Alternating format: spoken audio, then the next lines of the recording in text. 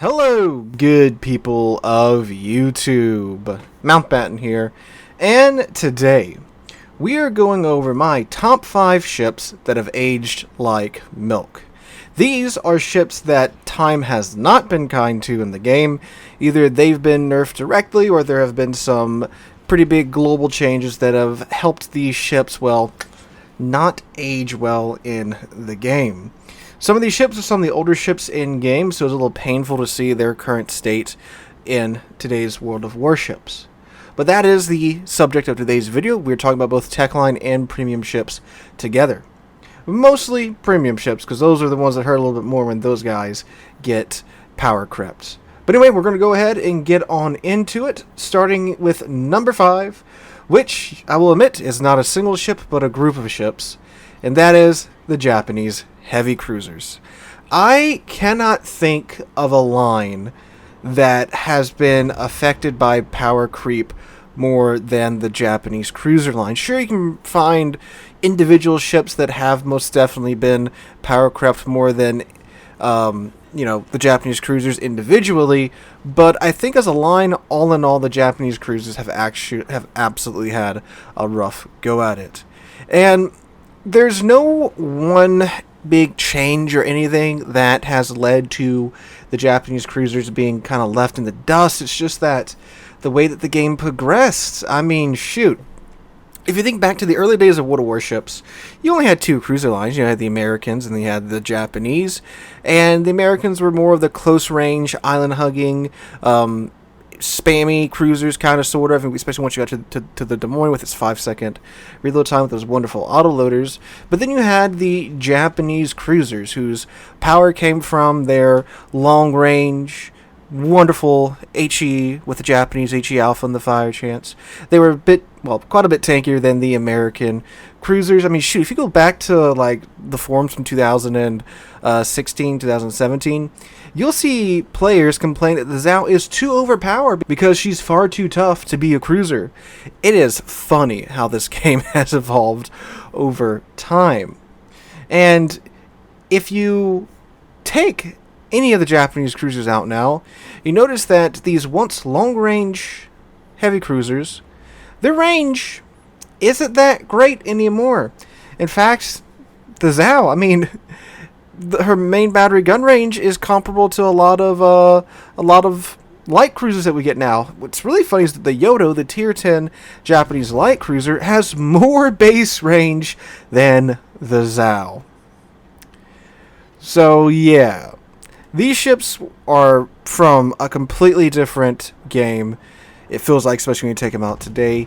The concealment's the only thing that kind of helps them stay in there, because they do have very good concealment. And I mean, you get to the Zhao, it has 9.9 kilometer concealment, which is still very good for a heavy cruiser. That's kind of what helps it stay somewhat relevant, because you can get a little bit closer to the action, and then use your good Japanese HE to get what you need to get done. But still, the range is still very short, and with how a lot of higher tier matches go today, you just don't have enough ship, it feels like, in a lot of instances with the Japanese heavy cruisers. I'm really surprised they haven't given them just a slight buff to their range overall up and down the line. I think that's what these guys really need to, get them going, get them a little bit more competitive in today's World of Warships. I still see a decent-ish amount of Zhaos every now and then. They're not completely extinct just yet, but they are a very rough cruiser to play today if you would like to pick them up and try them out in today's World of Warships. Definitely a line that needs some love from Wargaming. And that's what I'm talking about, their weird geometry, how they, you shoot them in the rudder, and now, well, there goes their citadel. And, of course, too, the torpedoes with the terrible angles. I mean, good God, try to get all your torpedoes off in a Japanese cruiser. You have to absolutely show your flat broadside to the enemy team. Now, granted, again, that's where the concealment comes into play, but God help you if you are detected. You just got to run and dodge and hide.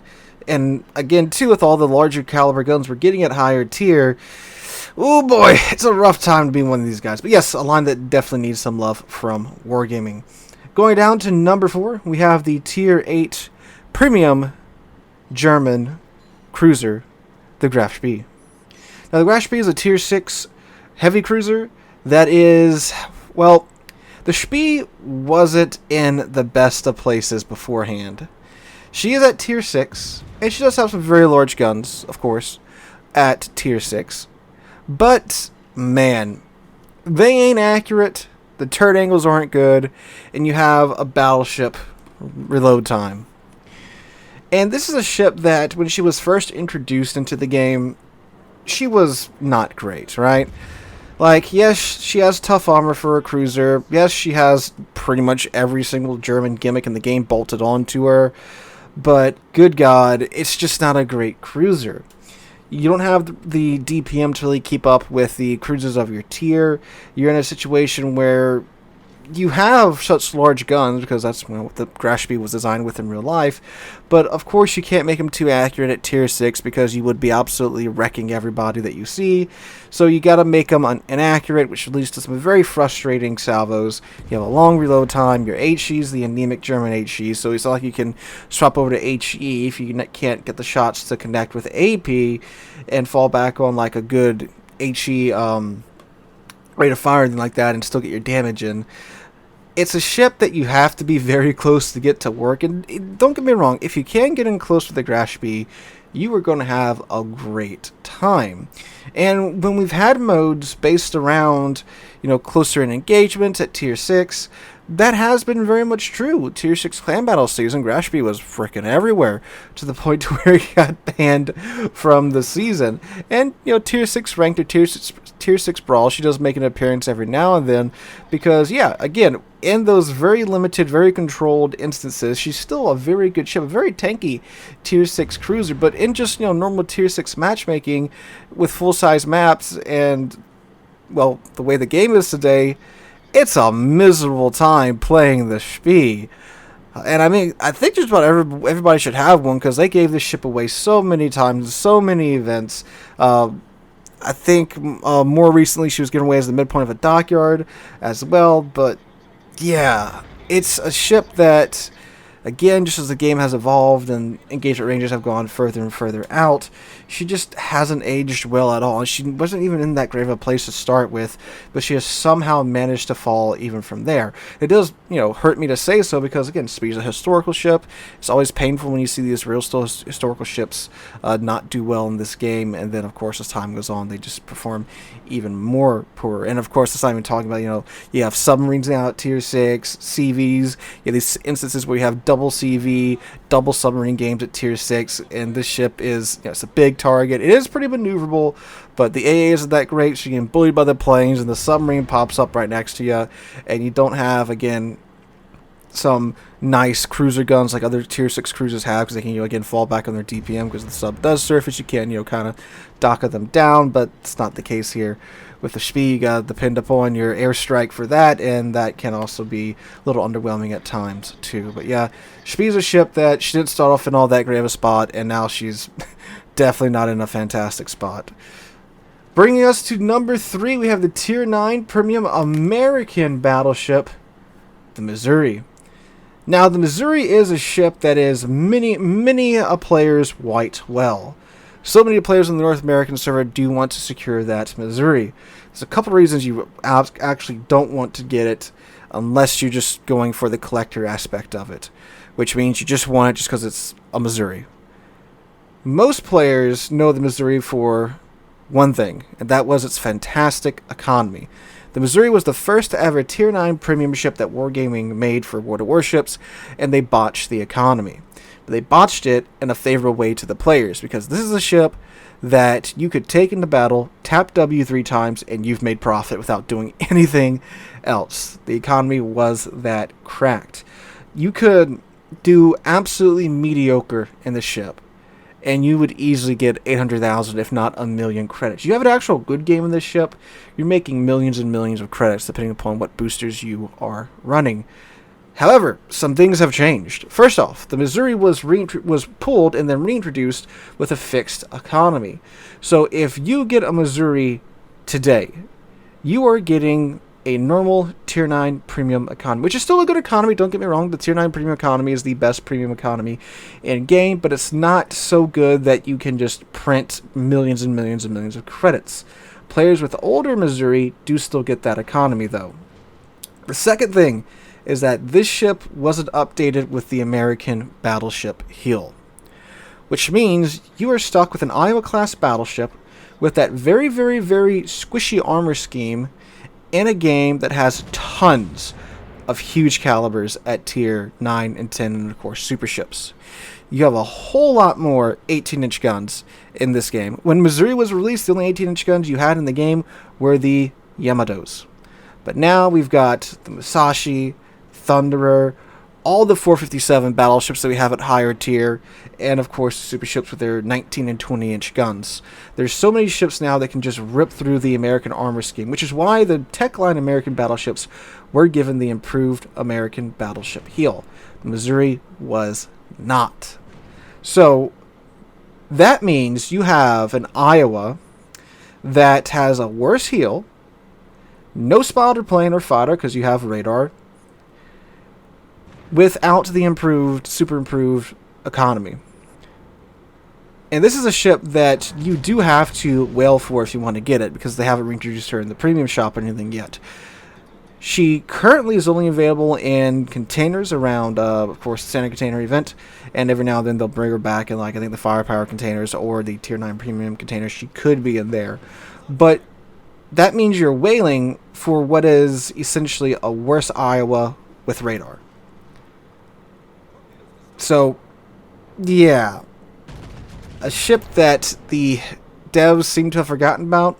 I thought for sure they would improve the heel, but I guess not, because a lot of the players still have the old Missouri, and I guess, well, we're still doing just fine with the super premium economy that is on that older Missouri. That's probably why, if you ask me.